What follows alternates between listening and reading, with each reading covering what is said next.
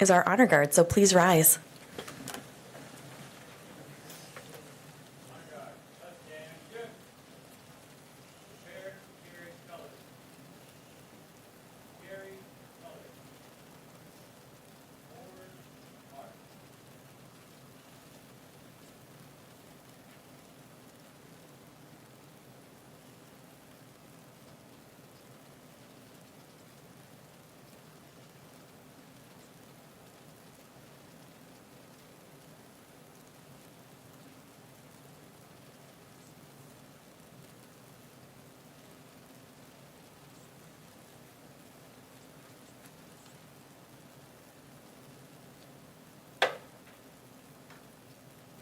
Prepare to post colors.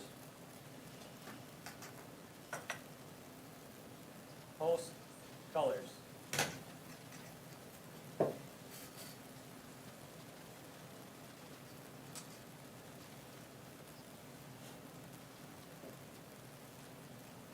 Recover. Just present arms. If you could all join me in the Pledge of Allegiance. I pledge allegiance to the flag of the United States of America and to the republic for which it stands, one nation, under God, indivisible, with liberty and justice for all. Order arms. Ready, face. Forward, march.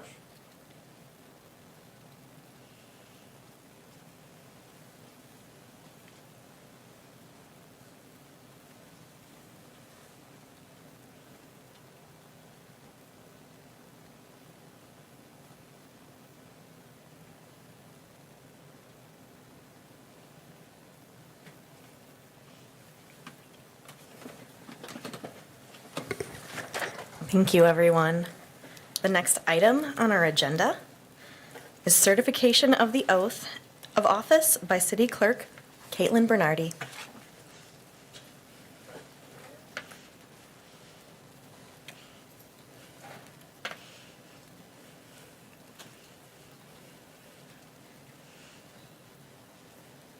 To use your microphone.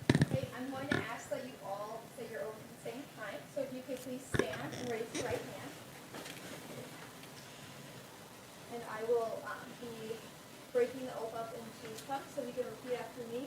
And then at the end, you have a copy of the oath in front of you. If you could sign that, and then I will collect it and sign it, and then that will go on file for all of you. Okay? So I state your name. Who have been elected to the office of alderperson. In and for the city of Wausau. In Marathon County. But have not yet entered upon the duties thereof. Swear or affirm. That I will support the Constitution of the United States. And the Constitution of the State of Wisconsin. And will faithfully and impartially. Discharge the duties of this office. To the best of my ability. So help me God. Congratulations.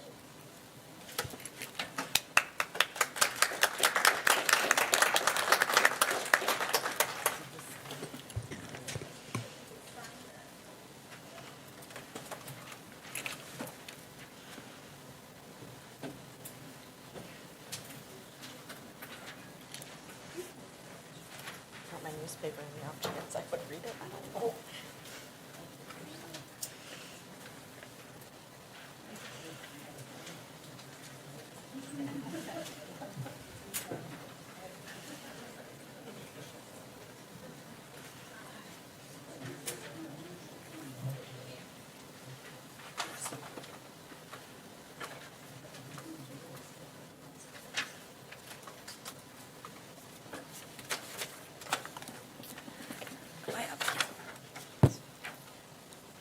All right, next up, we have the roll call of the council members for 2022 session.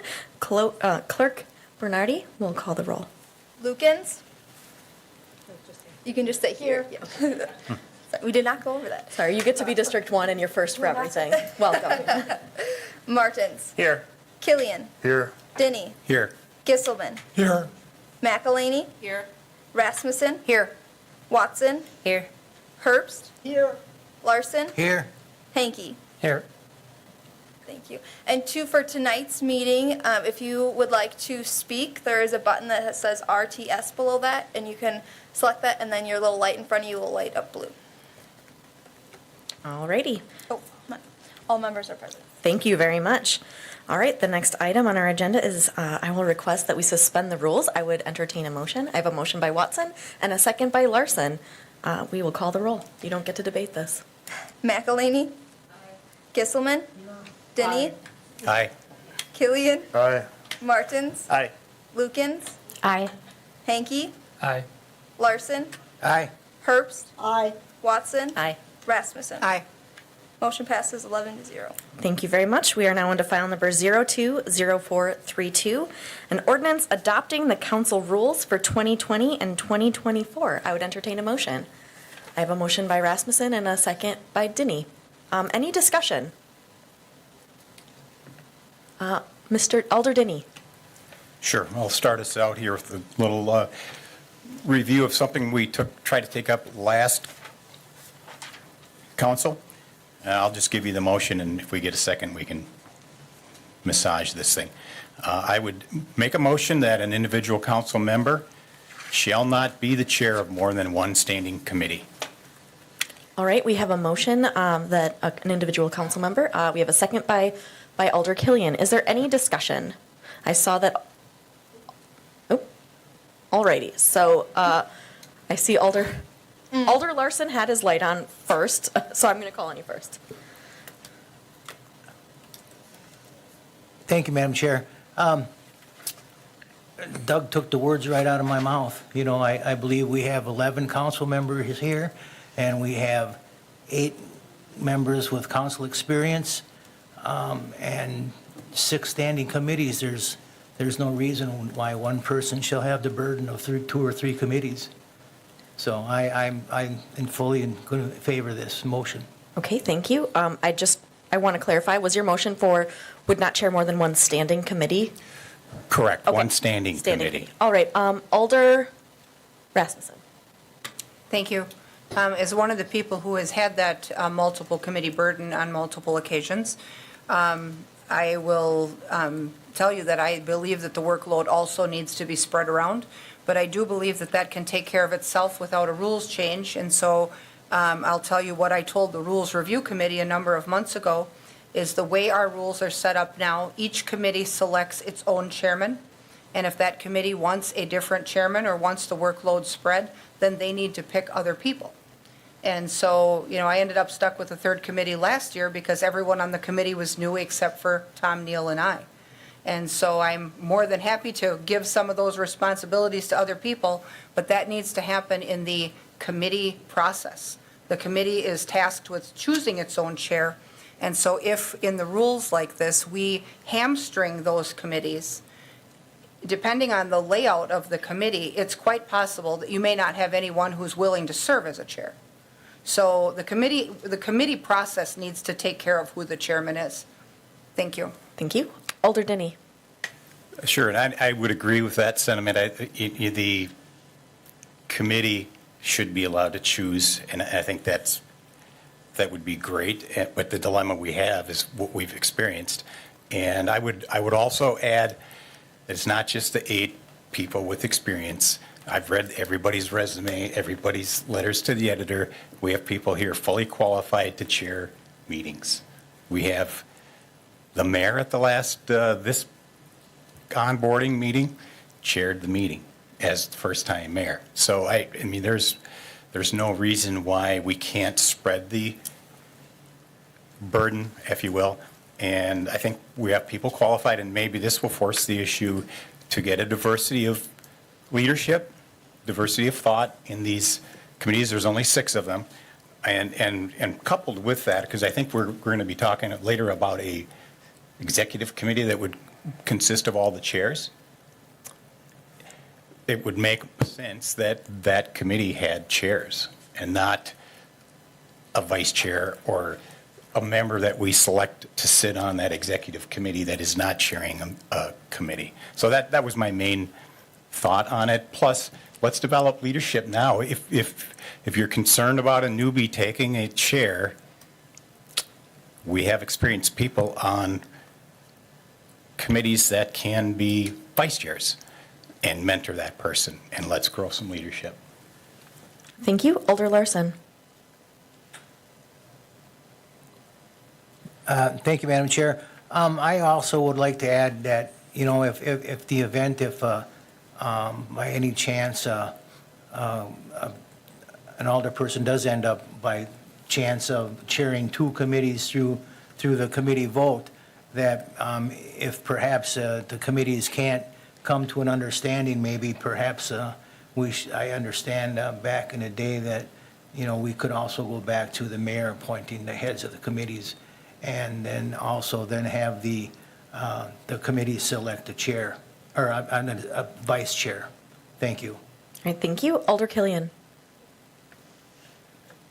Thank you, Madam Chair. I think some good points all around. I heard that it has taken care of itself in the past. Well, apparently not, or I think, this would not be coming up. So historically, this has not taken care of itself. And I think it's, this is more important than simply kind of a committee election process. I think what we're talking about here with this potential rule is a safeguard against undue influence on city policy. So yes, I think for that reason and that reason alone, this makes a lot of sense. And yes, then the committee can take care of it in the context of this new rule. But I think that's why we discuss these rules to begin with. So yes, I'm very much in favor of this. And as we know, often the journey from a committee to the council to get voted upon, it's quite a brief journey. So I think we need to look at how resolutions and ordinances end up before us and realize there is great importance of having diversity of chairs, since by definition the chair also literally sets the agenda of those meetings. Thank you. Thank you. Alder Rasmussen. Thank you. I guess I'm not sure what undue influence you think that the chair of a committee might have, but other than approving an agenda that is largely proposed by staff people and professionals for items that they're working on that are ready for action, and running the meeting to maintain decorum, there is no other influence or power that comes with the chairmanship on a committee. And that goes double for the council president. There just isn't. It's more work. That's really all it is. And so, anyone who's versed in running a meeting efficiently is certainly welcome to take on that opportunity. But I think if we pass this change here on the front end, we really then limit the choices available to any committee. And it doesn't matter what people's experience is. We have an awful lot of overlap between where our new members are positioned on these committees. And so I think that the committee has to be allowed to have all of its options open, and whatever choice it makes, it makes. And if we don't like the outcome of that, then maybe we need to go back to letting the mayor set the chairs. But the trouble we had with that is that then the council members were of the mind that the mayor had too much power. So, I guess we need to decide who we want in charge of who we pick to lead our committees. But I really think that the committee needs to have all choices available. You can't slam the door on half of the committee's choices before they've even met. So, thank you. All right, thank you. I'm not seeing anyone else request to speak. So I think we're ready to vote on the motion that we will not have an alder chair more than one standing committee. Hanky, Aye. Larson, Aye. Herbst, Watson, No. Rasmussen, No. McElhaney, Gisselman, No. Denny, Aye. Killian, Aye. Martins, No. Lukens, No.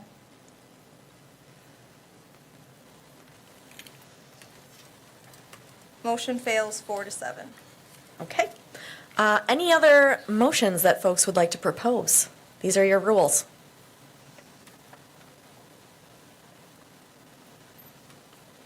Alder Larson. I don't know if, I've been tossing this around in my head because I don't know if it's a good thing or a bad thing, but I just, I don't want to squash any news medias or anything like that, but I think it's important for us to have total transparency and stuff. But sometimes I get complaints from constituents and from colleagues as well about alderpersons alderpersons holding a nonpartisan position going to the most partisan radio station in the area, one that the host constantly lambasts the mayor and has lambasted the other council members in the past. And I just wonder if it's appropriate for an alderperson to continue that, or any city employee as far as that goes. Thank you.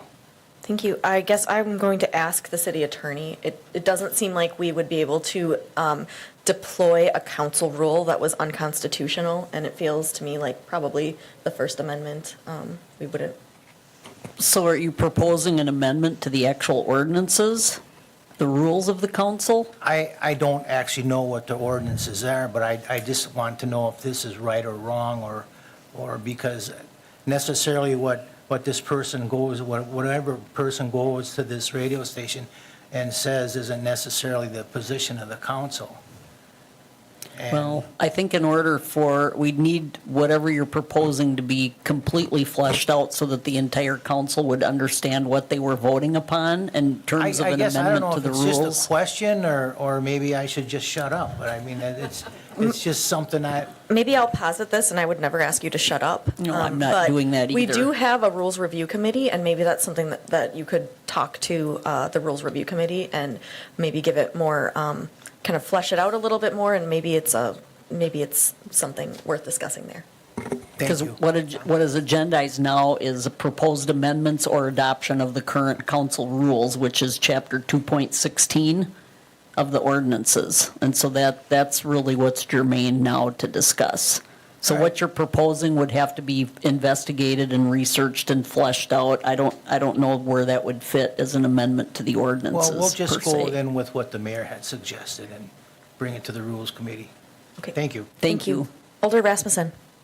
Thank you. I think it's important that we recognize that all of us, the mayor and all of us, council members, retain the right to free speech, and we have wide latitude with that free speech. So if we are going to tread into an area where we wish to restrict our interaction with any public or any media outlet, which includes social media comment or op-eds, I think that we need to be very, very careful. There was a time when the council tried to tread into the regulation of behavior or speech amongst council members, and they lost $92,000 in a lawsuit for doing so. So I think we need to be very, very careful when we start to talk about free speech. Thank you. Thank you. Alder Watson. I would like to make a motion to strike the video conferencing option in Rule 2, quorum required, it's sentence 4. Okay, So it would be striking the or remotely by video conference using technology employed by the city for government meetings. And then there's also a video conferencing bit in the next sentence too. okay, we have a motion to strike video conferencing. Which Is there- rule are we referring to? You said 4? 2? Rule 2 and 4, is that the one that expires today Well, it's Rule 2. on its own? I mean, it's still included in Rule 2. It's on the top of page 2. It does expire. The clerk's office says it expires. Yeah, that ordinance is null and void as of today. Are we good with allowing it to expire? Would you like a second? Are we good? Okay, I Are see. you proposing keeping it, Alder Watson? Okay. All right, so it expires as we, okay. Any other rule amendments requested? Alder Killian.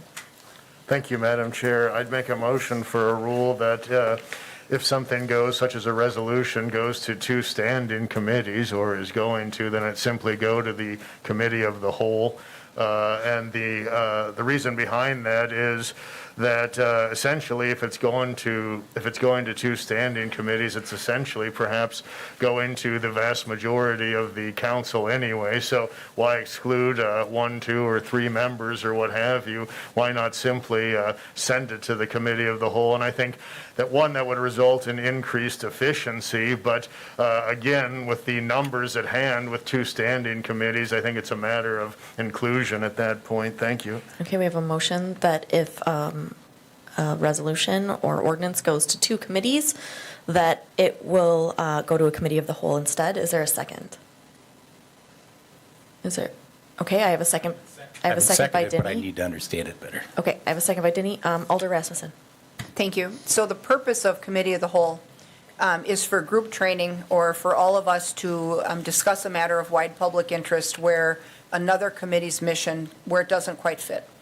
And so we've been effective in how we use Committee of the Whole, where we're either learning or information gathering together, or whether we're conducting listening sessions, or, when a choice is made by either the council president or the mayor to host a Committee of the Whole. But each standing committee has a work list. So there's a reason that we have a standing committee process. And so when there are issues that are within the wheelhouse of a committee or 2 committees, those committees need to carry out their work and achieve their mission, or their efforts are rendered pointless if every time something comes up that has a little crossover that we're going to run to Committee of the Whole. So here's an example. If you have a development project that needs tax increment consideration and a finance plan, you go to economic development and finance. That takes care of the tax increment issue and the finance issue. There is no need then to call a meeting of the full council and drag people who are not associated with that process on the committee end into it on the front end, because all of those items then pass or fail end up on the council floor. So you have the opportunity to not only usurp the committee process completely, but to drag people into a host of unnecessary total group meetings when committees are assigned so that the heavy lifting and the actual work of vetting ideas and resolutions and new ordinances is done in a committee that specializes in that work. So there's no point to a committee if we keep having Committee of the Whole when other entities can do those jobs. Thank you. Alder Killian.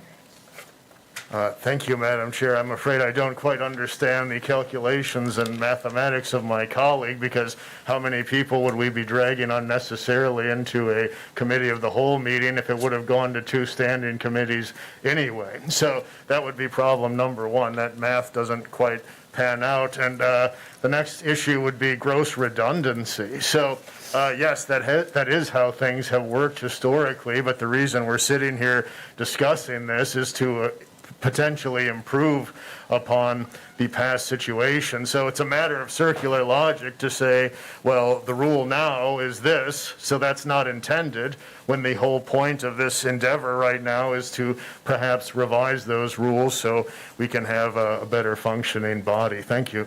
Thank you. Alder Watson. So reading about the committee on the whole, of the whole, so there's discussion and consideration. We can vote on matters at that committee? No. So it's just You can vote to recommend things to the full council, but it's meeting as a committee. so then. So you can still take votes like you would in a committee setting, but it's still not approved by the full council. It still needs to be recommended to the council. So then it would be additional meeting Yes. in addition to the committees. It's either a joint resolution, let's say, from Finance and Economic Development to council, or a recommendation from Committee of the Whole to council. Okay. Alder Denny. It still says Neil here. Excuse me if I call you the wrong name. No problem. Thank you. If I understand this correctly, so we would have, potentially, we do joint economic development finance committee meetings, or we have in the past. So you have 5 from each, you have 3 people not there. We essentially would be having that same meeting. Maybe you wouldn't need the finance committee every other or twice a month. I guess I could see some efficiency here to bring everyone in. It's not a skipped committee. It's a committee substituting 2 committees, or 3 potentially, and then bringing it to council, if I understand it. And I don't know what implication it would have on presentations, if we have a presentation to finance and then have to do another presentation to economic development or vice versa? Can you do it all in one? I don't know. I guess I can support that. Alder Rasmussen. Thank you. I think in the interest of efficiency, we've been pretty good about either when there's multiple committees involved, hosting joint meetings so that there aren't so many agendas to schedule and so much, I guess, strain on folks' time. But I also think that with any of our committee meetings and any of the committee work, any council member who does not sit on a particular committee but is interested in that committee's work or wishes to offer input to the committee before it makes a decision, everyone is welcome to attend those meetings and speak at them. So, and I think that the committee process, though, is not only usurped by committee of the whole, but I think it also basically renders the committees useless. I mean, what items are you going to choose to leave in committee then? Things that don't matter? Or are the committees going to do real work? Because right now they do real work. And the committee, the alders that sit on those committees get to be experienced in understanding at a deeper level things like HR and municipal finance and tax increment financing and licensing and, infrastructure. And so I think that, if we are going to, put all that process on the back burner and have a committee of the whole on a continual basis, then we are, really rendering our committee process useless. Thank you. Alder Watson. So I also think having more meetings actually is good for public transparency because they hear it several different times, plus they hear it at council, which is another advantage, I guess, to hearing it multiple times. Because if we just hear it once, then they may be blindsided by it, but having it being discussed at multiple meetings might be a benefit. Thank you. Alder McElhaney. I don't see how this would work. In thinking this through, there are almost everything that we have that has budget implications goes to finance. So if you think about that, HR and finance, that if you're talking about everything that goes through two committees, we will have committee of the wholes every week. And that, I guess I don't see that as an efficiency. I see that as everybody else is going to have to catch up really quick on things that they don't get packets for and things like that. So it is a big change. It would be a very big change in that because a lot of things go through two committees, especially anything with a budgetary thing would go through finance. So you have HR, SISM. I'm trying to think of almost every committee, public health and safety, any type of that would need a budgetary item or some type of financing would have to go through that. So we would have a committee of the whole very, very, very frequently. And I guess I don't understand. I mean, I really don't understand the concept of how that's helpful. I'm just trying to understand why we would want a committee of the whole because we're just putting an extra step in. If we're having a finance and a HR meeting, and then we have a committee of the whole, and then it goes to council, we actually are kind of negating council then. I mean, then it's all spit down, and when when our council meetings are called, the public comes, and those are the ones that they get to speak to. It's really been kind of cut and dried by then, if you have a committee of the whole and there's a recommendation by the entire council, correct? I mean, that's the way I look at it. Thank you. Alder Killian. Thank you, Madam Chair. I think I can solve the mystery of why this was put forth, and my colleagues are asking or stating that they don't see why this would be useful or more effective. So I'll give some real life examples. Let's think back about Thomas Street environmental issues. Let's think about 1300 Cleveland Avenue. So after these got stuck in an abortive committee process for months and months or years and years, depending on the issue, it was ultimately the committee of the whole that rectified that kind of problematic abortive committee process. So I don't know if that's going to persuade my colleagues, but hopefully it should satisfy the questions as to why this would be effective. because it's been effective before. And as we know, often, the best predictor of the future is the past. So I'll rest on those two examples. Thank you. Thank you. Alder Rasmussen. Thank you. I think it's important to recognize that each committee also sometimes views things through a different lens. So as an example, if you were going to take a proposal from HR that perhaps requests the adding of positions and the adding of staff, HR will often look at that in terms of wages and benefits, but they'll also look at it in terms of workflow. The Finance Committee looks at that in raw numbers, what the cost to the taxpayer is, how it's going to get paid for, and what the return on those investments are. Same thing with development. Economic development looks at everything through a lens of growth and expansion of either workforce, remediation of blight, some type of but-for test that a lot of those development projects have to meet to get funding when we talk about tax increment projects. Finance, again, is right where the rubber meets the road on the money, and it's more about the math. And so SISM looks at infrastructure from a functionality standpoint. Finance looks at the money. So a lot of our committees, their missions cross over somewhat, but there's a reason that things go to multiple committees. And I think when you erase that process, you really then are also erasing the stopping points along the path where people with different insights and different angles would view that in the proper context.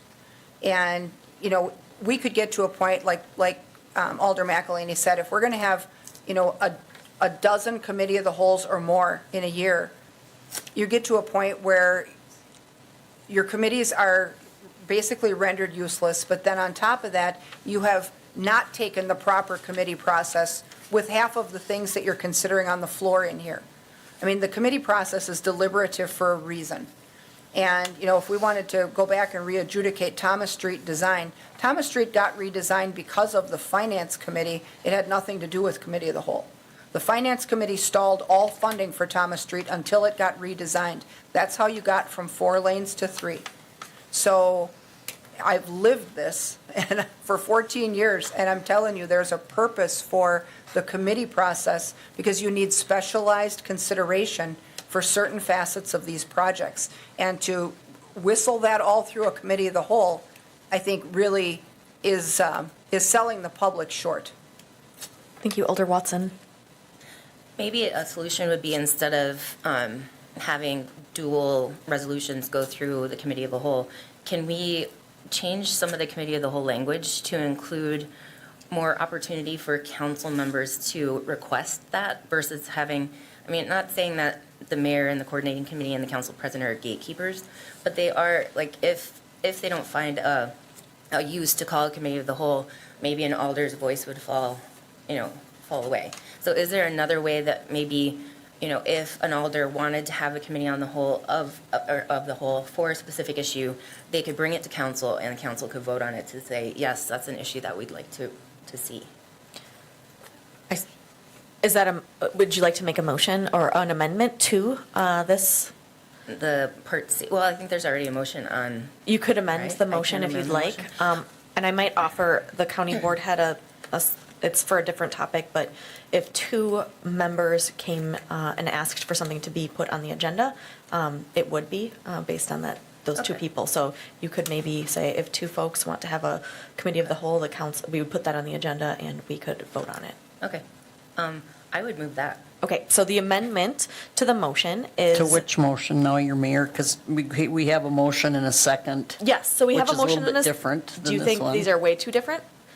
That everything that would have go through to, we could wait on it. I think they're Okay. different because I think what you're saying, and forgive me for interrupting, but No, you're the parliamentarian. the You people gotta do that it. can call the committee of the whole, and I'm quickly looking for it here, is the council president. It's Rule 13C. Yep, okay, here I am. Yep, the mayor, the coordinating committee, or the council president. So you're actually moving to amend that language to include any council or any alder member to 2 alders. So yeah, I guess we So are talking to about me, 2 that different is rules. different. Okay, so if you don't mind, maybe we suggest it after we get through discussing this rule change. I see that Alder Martins has his light on. All right, thank you. Just to kind of counter here our discussion on the committee of the whole, because I don't think that pulling the committee of the whole into every aspect of business that requires two or more committees is necessarily a good thing, but looking at a very successful implementation of the committee process and the committee of the whole, I think we can kind of look at it, just remind everybody of, is how the Fire Chief Bartok went through the entire process of proposing a higher staffing level for the fire department. He took his proposals through multiple committees, Public Health and Safety, HR, and Finance, fine-tuning the presentation and the ask, so that when the package was complete, going through the committee process, it ended up as a committee of the whole to educate the rest of the council, and we were able to put together a very cohesive plan in order to better staff our fire departments. And I think that's the process I like to see, not so much pulling everybody in whenever we feel the need that because it goes through two committees, everybody needs to touch it. That's not necessarily the most efficient way to use everybody's time, nor the most efficient way to build policy. But let policymakers in the committees that they're well versed in to work on the process incrementally so that it can be brought to the council as a cohesive package. Thank you. Alder Killian.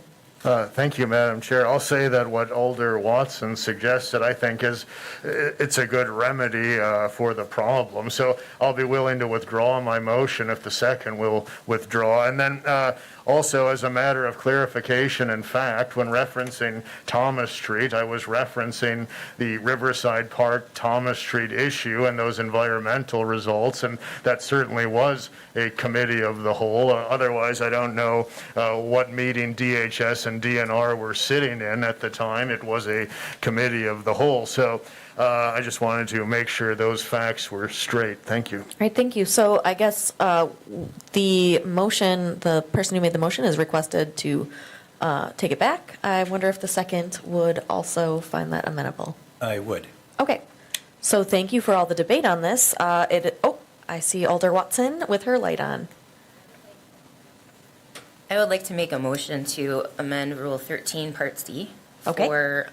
To say that the committee of the whole, the mayor, the coordinating committee, two alders, or council president may call for the meeting of the entire council as a committee of the whole. I guess I also wondered, though, could the two alders, could it be added to a council agenda to flesh out if a committee of the whole, or can they just call, I guess, what was the language you had? Yeah, That was perfect. The language that I had posited was allowing two alders to request a committee of the whole meeting be put on a council agenda and they could vote on it. There you go. Does that sound good? That's what I'm moving. Okay, we have a second by Alder Killian and also Herbst, but Killian got there first. Any discussion on this? Okay, I think we're ready to vote. We're voting to amend Rule 13 to allow two alders to bring forward a request to have a committee of the whole meeting added to any council agenda. Rasmussen, No. Watson, Yes. Herbst. Larson, Aye. Hanky, Aye. Lukens, No. Martins, Aye. Killian, Aye. Denny, Aye. Gisselman. Oh, He's now at county board. Sorry. okay. McElhaney.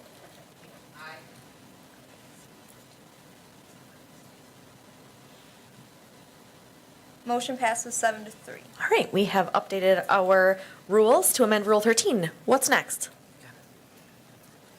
The main motion, unless there's other amendments. Here's a light. Okay, Two lights. I saw Alder Larson's light first. I think you were both at the same time. Alder Larson. Thank you, Madam Chair. We're still discussing the rules. I would like to make a motion that for the next term that we adopt the Roberts rules for our council meetings. That's already in the council rules. It's Oh. the last rule, so it's already Okay, I in didn't there see it to on adopt the the rules. agenda page, but I saw it on the page, so I didn't know if we So needed. if, I in didn't know absent, if we needed to In absence of a council rule, we will follow Robert's rules. Yeah, that's already in Rule 19 The most modern in the version of rules. that. Yep. I believe that came out in September of 2020, but I don't know why I know that. Alder Denny. Thank you, Mayor. The rules still call out the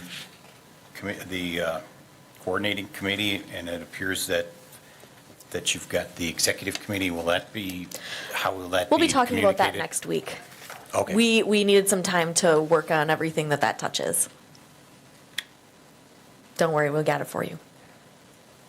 All right, anything else? Alder Watson. I would move to accept the council rules.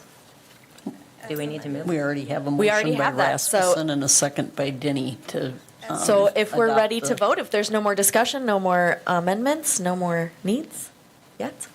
All right, I think we're ready to vote on the rules. Lukens, Yes. Martins, Aye.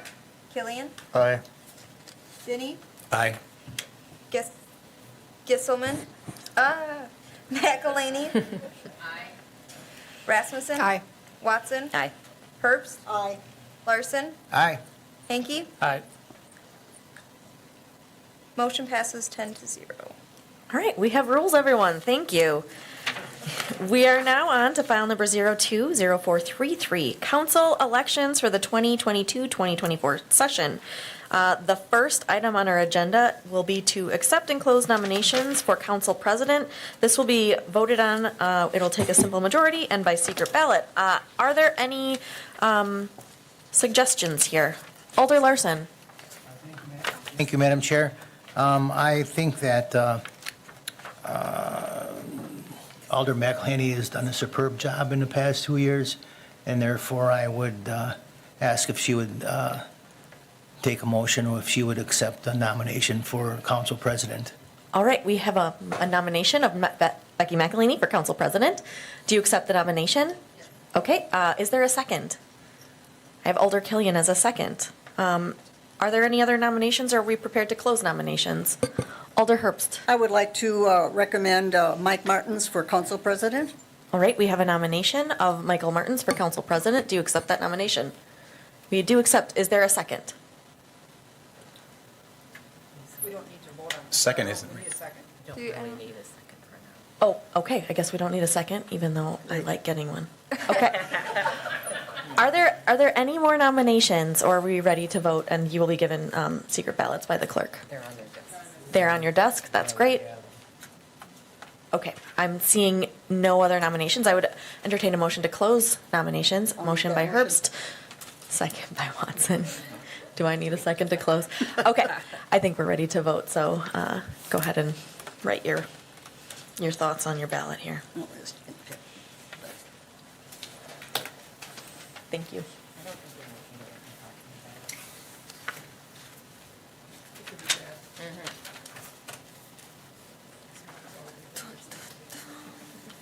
We voted for you for mayor, for council president.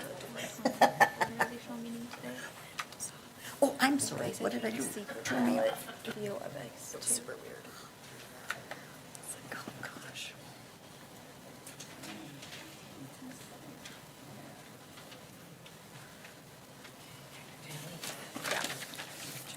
I turned all them. Oh, what? I'm going to accidentally expose the winner here.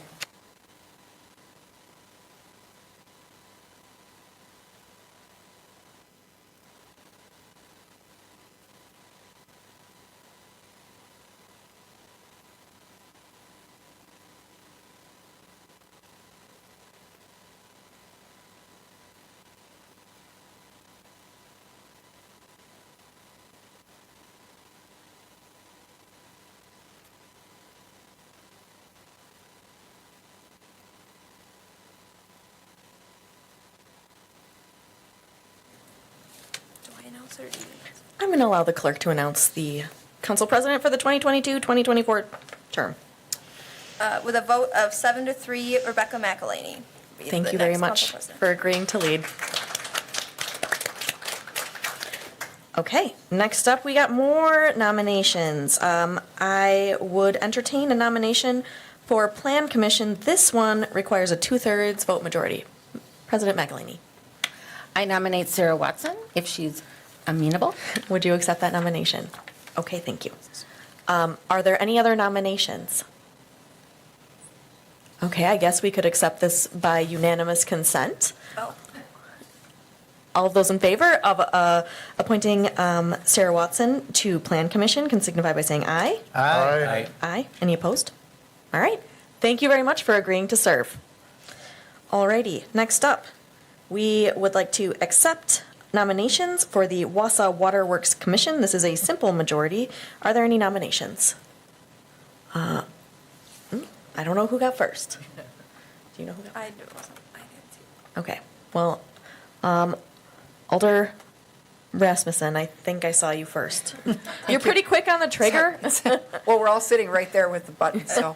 I'll nominate Dawn Herbst to continue her tenure on the Water Commission. Okay, do you accept the nomination? Okay, are there any other nominations? Alder Larson. Thank you, Madam Chair. I nominate Doug Denny. Okay, do you accept the nomination, Alder Denny? Yes. Okay, all right, are there any other nominations? I'm not seeing any, so, oh, we got ballots. We got you. Do you want me to take half? Do you want me to take half?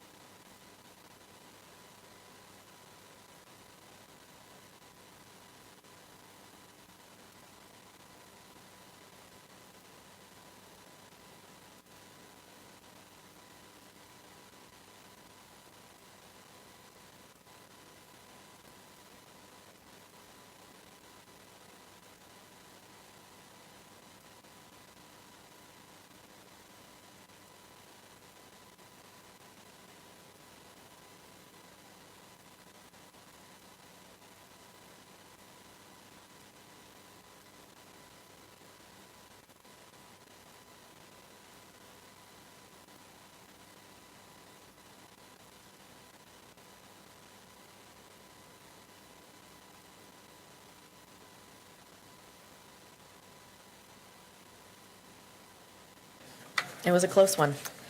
With a vote of 6-4, Dawn Herbst was selected for the Waterworks Commission. Thank you very much for your service. All right, we are moving on. Now it's my turn. I'm supposed to first mention the HR things. If you haven't talked to our HR director, Tony Vanderboom, she will be collecting the information for the newbies so that you will get paid for your service. Thank you. All right. Good evening, everyone, and welcome to the 2022-2024 session of the Wausau City Council. This year marks our city's sesquicentennial, so we've officially been electing the Wausau City Council and mayor for the last 150 years. That's one heck of a democratic tradition that we all get to participate in. So first of all, congratulations to every single one of you for stepping up, stepping out, and sharing your ideas and your passion with your neighbors and earning their trust to represent them. It's an absolute honor to serve alongside you and with you and to help make decisions that will shape our community for generations. I don't take this role lightly, and I know that none of you do either. Public service isn't like any other job. The words and actions we share here and also out there will have an effect on our neighbors, the broader community, the businesses and nonprofits that call Wausau home, and each other. And you might be surprised at how much attention one little comment can get. You'll probably be shocked at what ends up becoming a headline, and none of us will be able to predict the work we have ahead of us, even when we have a roadmap helping us lead the way. But we do have each other. We are going to have to learn to work with each other to get the work of the people done. And I would like to invite all of us to refresh and restart this term and refocus on the collective goals of our community. There are no shortage of personalities on this body, and I'm sure we will disagree on plenty. And we should. We need to make sure that the best ideas come forward, and sometimes that means debating until we get to the right policy. But the work of the people demands that we don't get caught up in petty infighting, personality conflicts, rumor mongering, or mean-spirited political clashes inside this chamber or outside these walls. So the campaign is over, and it's time to get to work. I'm excited that this term we have a new tool helping guide our policy making. You'll have a front row seat to Wausau's first ever strategic plan, and it's a plan that was guided by our community, including this body, and it will help ensure that we're focused on our community's goals. We will also have the tools we need to hold ourselves accountable for measurable outcomes that will make a difference in our neighbors' lives. Next week, I will also be bringing a proposal in front of you all to abolish 3 committees so that we can create a new one that will help us keep our eyes on our community's goals.